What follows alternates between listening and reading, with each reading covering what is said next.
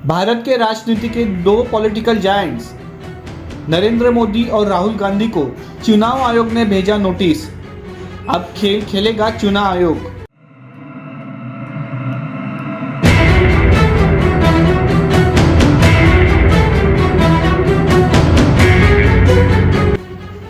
नमस्कार मित्रों, India point की तरफ से हम लेके आए हैं इसी का खेल, यानी कि चुनाव आयोग अब खेलेगी खेल। हम बता दें कि इसका मतलब यही है कि भारत के पॉलिटिकल में, यानी कि भारत के राजनीति के दो पॉलिटिकल जायंट्स नरेंद्र मोदी, यानी कि भारत के पंतप्रधान नरेंद्र मोदी और कांग्रेस के राहुल गांधी, इनको इसी ने नोटिस भेजा है। भाजपा और कांग्रेस की तरफ से दोनों एक दूसरे के ऊपर ये आरोप कर रहे हैं। अब हमें जानना होगा ये मसला आखिर है क्या। हम सबको पता है कि भारत में अब लोकसभा के इलेक्शन हो रहे हैं। भारत के किसी भी राज्य में, किसी भी कोने में जहां इलेक्शन नहीं हुआ है, वहां पे अभी सभाएं चल रही है, रैली चल रही है। और कभी इन रैलियों में चाहे भाजपा की तरफ से हो या कांग्रेस के तरफ से हो, चाहे वो नरेंद्र मोदी हो या राहुल गांधी हो, हर एक कोई शायद चुनावी भाषणों में इसी के जो नियम है, इलेक्शन कमीशन है, चुनाव आयोग द्वारा जो नियम डाले गए हैं उसके ऊपर कहीं ना कहीं आंच आ रही है। इस तरीके का माहौल अब देश में है, क्योंकि कभी नरेंद्र मोदी तो कभी राहुल गांधी आचार संहिता का उल्लंघन कर रहे हैं, ऐसा दिखाई दे रहा है। चुनाव आयोग ने गुरुवार को प्राइम मिनिस्टर नरेंद्र मोदी और राहुल गांधी के भाषणों पर नोटिस जारी किया है। यह नोटिस आचार संहिता के उल्लंघन के शिकायतों पर लोक प्रतिनिधित्व कानून 1951 के सेक्शन 77 के तहत इशू किया गया है। याद रहे दोस्तों, नरेंद्र मोदी भाजपा के तो राहुल गांधी कांग्रेस के स्टार प्रचारक है। इस लिहाज से इनके भाषणों के लिए चुनाव आयोग ने पार्टी अध्यक्षों को जिम्मेदार माना है और आयोग ने भाजपा अध्यक्ष जेपी नड्डा और कांग्रेस अध्यक्ष मल्लिकार्जुन खड़गे को आने वाले 4 दिनों में सुबह 11 बजे तक इसका जवाब मांगा है। यानी कि 29 अप्रैल तक सुबह 11 बजे तक दोनों पार्टी के अध्यक्ष भाजपा और कांग्रेस इनसे जवाब मांगा है। चुनाव आयोग से पीएम मोदी और राहुल गांधी के भाषण में आचार संहिता के उल्लंघन की शिकायत की गई थी। शिकायत में कहा गया था कि ये लीडर्स धर्म, जाति, समुदाय और भाषा के आधार पर लोगों को बांटने और नफरत फैलाने का काम कर रहे हैं। इंडिया पॉइंट की तरफ से हम सभी भारतवासियों को पूछना चाहते हैं कि आपको सच में लगता है, चाहे वो भाजपा के स्टार प्रचारक नरेंद्र मोदी हो या कांग्रेस के स्टार प्रचारक राहुल गांधी हो, सच में ये नफरत फैला रहे हैं? अगर आपका जवाब हाँ है या ना है, इनमें से कुछ भी हो तो आप हमें ज़रूर बताइएगा। तो चलिए दोस्तों, शुरुआत करते हैं। जब राहुल गांधी ने आचार संहिता का उल्लंघन किया था, जब वो मामला सामने आया था, उसके ऊपर हम नजर डालते हैं। कांग्रेस के स्टार प्रचारक राहुल गांधी बोले थे, अगर कांग्रेस सत्ता में आई तो एक झटके में गरीबी दूर कर सकते हैं।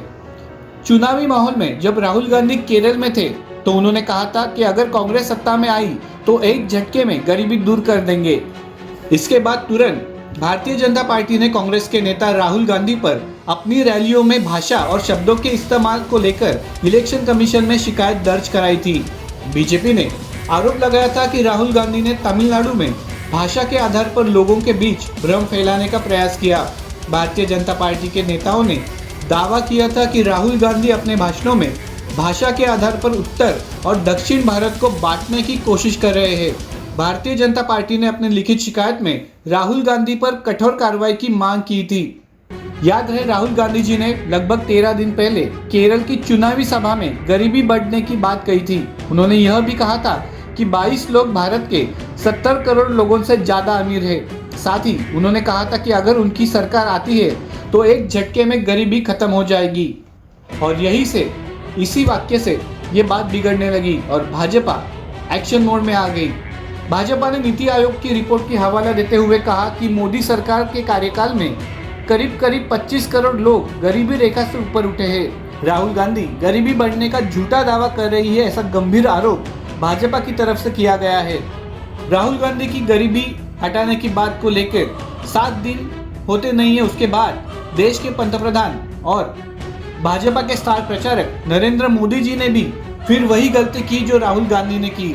नरेंद्र मोदी राजस्थान के संभावित चुनाव में नरेंद्र मोदी जी ने चुनावी सभा में राजस्थान में कुछ विवादास्पद कहा था और जिसके बदौलत नरेंद्र मोदी जी के खिलाफ इसी में यानी कि चुनाव आयोग के दरबार में कंप्लेंट की गई। नरेंद्र मोदी जी ने कहा था, कांग्रेस आपकी संपत्ति ज्यादा बच्चे वालों में बांट देगी। राजस्थान के बांसवाड़ा में लगभग 4 दिन पहले भाजपा के स्टार प्रचारक नरेंद्र जी मोदी जी ने ये बात कही थी। उसके बाद कांग्रेस भी कहाँ पीछे रहने वाली थी, क्योंकि 21 तारीख के पहले ही भाजपा ने राहुल गांधी जी के खिलाफ चुनाव आयोग में शिकायत दर्ज की थी। तो ये मौका भाजपा के विरोध में जाने वाला था, तो कांग्रेस भी ये मौका कैसे छोड़ सकती थी। उन्होंने भी वही किया जो भाजपा ने कुछ दिन पहले किया था। कांग्रेस ने भी भाजपा के स्टार प्रचारक नरेंद्र मोदी जी के खिलाफ चुनाव आयोग में कंप्लेंट की।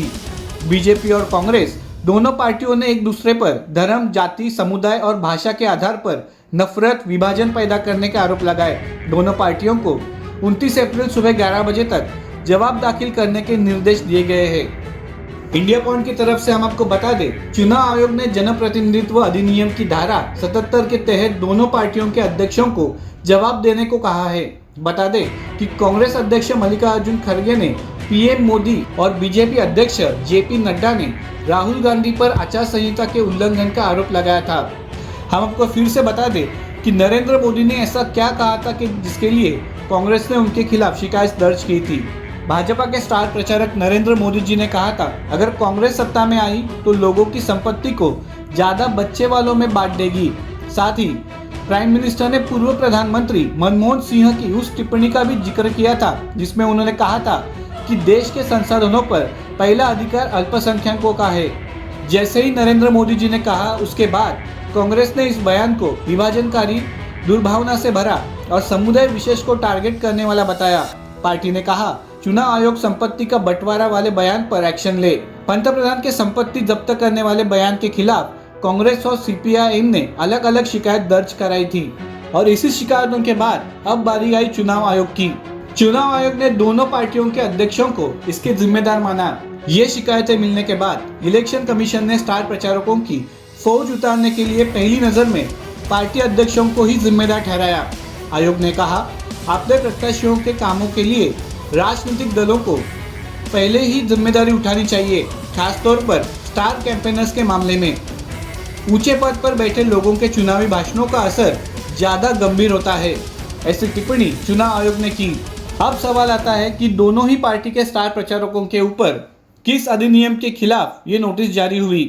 इंडिया पॉइंट की तरफ से हम बता दें कि लोक प्रतिनिधित्व अधिनियम 1951 के तहत ये नोटिस जारी हुए हैं। भारत में लोकसभा, राज्यसभा और विधानसभा चुनाव लड़ने वाले कैंडिडेट्स के लिए कुछ नियम तय किए गए हैं। इन्हें 1951 में बनाए गए लोक प्रतिनिधित्व अधिनियम में डिफाइन किया गया है। इनमें एक हिस्सा चुनावी आचार संहिता का भी है। चुनाव के समय हर कैंडिडेट को इसका पालन करना होता है। किसी भी जगह आचार संहिता के उल्लंघन की शिकायत मिलने पर चुनाव आयोग एक्शन मोड में आता है, यानी कि एक्शन लेता है। हम बता दें कि ऐसे ही नोटिसेस चुनाव आयोग ने आम आदमी पार्टी को भी भेज चुके हैं। चुनाव आयोग ने 5 अप्रैल को आम आदमी पार्टी के नेता आतिशी सिंह को भी नोटिस जारी किया था।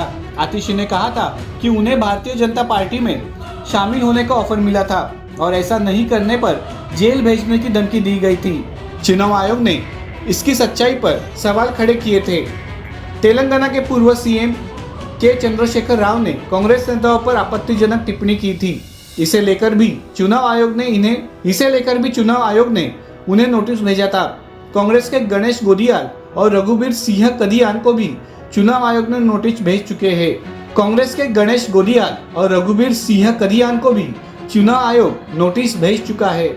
इसके बाद आते हैं महाराष्ट्र पर, यानी कि अब की बारी थी शिवसेना की। शिवसेना उद्धव बाळासाहेब ठाकरे पार्टी की। चुनाव आयोग का शिवसेना उद्धव गुट को नोटिस। कैंपेन सॉन्ग से भवानी शब्द हटाने को कहा। उद्धव ठाकरे ने उसके ऊपर करारी जवाब दिया और लड़े। उन्होंने कहा, नहीं हटाऊंगा, जो करना है वो करे। चुनाव आयोग ने शिवसेना उद्धव बाळासाहेब ठाकरे गुट को नोटिस भेजकर कैंपेन सॉन्ग से भवानी शब्द हटाने को कहा है। आयोग ने कहा कि यह शब्द हिंदू देवी से जुड़ा हुआ शब्द है। इलेक्शन में इस तरह के धार्मिक नारे का इस्तेमाल नहीं कर सकते। आयोग के नोटिस पर उद्धव ठाकरे ने नाराजगी जाहिर करते हुए कहा कि वे अपने थीम सॉन्ग से भवानी शब्द नहीं हटाएंगे। चुनाव आयोग को जो कार्रवाई करनी है वो करे। तो हम ये देख सकते हैं कि पूरे इंडिया में यही इस तरीके का माहौल है कि चुनाव आयोग किस तरीके से शिकायतों के ऊपर एक्शन ले रहा है। देखा जाए तो काफ़ी अच्छा भी है और कुछ लोग ये भी कह रहे हैं कि चुनाव आयोग एक तरफा ना इसके ऊपर कार्रवाई करे। अगर कार्रवाई करनी है तो सभी के ऊपर करे जिनके खिलाफ शिकायतें दर्ज की है। अब ये आने वाले समय ही तय करेगा क्या सच में इलेक्शन कमीशन यानी चुनाव आयोग कार्यवाही करता है, स्ट्रिक्ट एक्शन लेता है या फिर नहीं लेता।